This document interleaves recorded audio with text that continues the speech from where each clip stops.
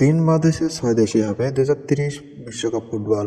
2030 সালের শতবর্ষ পূরণ হতে যাচ্ছে ফুটবল বিশ্বকাপের। 1930 উরুগুয়েতে বসেছিল প্রথম বিশ্বকাপ আসর।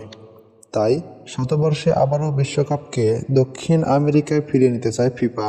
তবে পুরো আসর সেখানে হবে না, শুধু উরুগুয়ে, আর্জেন্টিনা ও প্যারাগুয়েতে টুর্নামেন্টের 3টি ম্যাচ অনুষ্ঠিত হবে। আর 2030 বিশ্বকাপের মূল আয়োজক হিসেবে থাকছে দুই ইউরোপীয় দেশ স্পেন ও পর্তুগাল এবং উত্তর আফ্রিকার দেশ মরক্কো। শীঘ্রই এই 6 দেশে 2030 বিশ্বকাপ আয়োজনের বিষয়টি আনুষ্ঠানিকভাবে জানাবে ফিফা। জানা গেছে আগামী বুধবার 11 ডিসেম্বর ফিফার বর্ধিত সভায় স্পেন, পর্তুগাল ও মরক্কো এই বিশ্বকাপ আয়োজক হিসেবে নাম ঘোষণা করবে। এছাড়া লাতিন আমেরিকার 3টি দেশে 3টি ম্যাচ আয়োজনের বিষয়টিও সে ঘোষণায় আসতে পারে। 2030 বিশ্বকাপের মূল 3টি আয়োজক দেশের মধ্যে শুধু স্পেনের পূর্ব অভিজ্ঞতা রয়েছে। 1982 সালে শেষবার এককভাবে বিশ্বকাপ আয়োজন করে।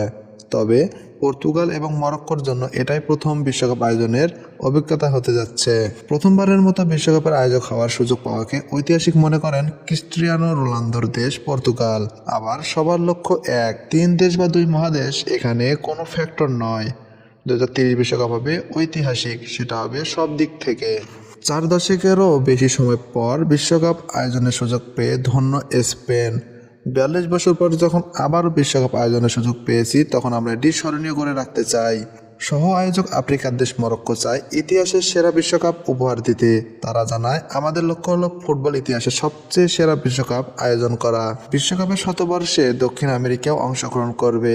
কনমেবল দক্ষিণ আমেরিকার ফুটবল সংস্থা ধন্যবাদ জানাই ফিফাকে। এটি দক্ষিণ আমেরিকার জন্য একটি বিশেষ মুহূর্ত, যেখানে একটি বিশাল উৎসব হবে।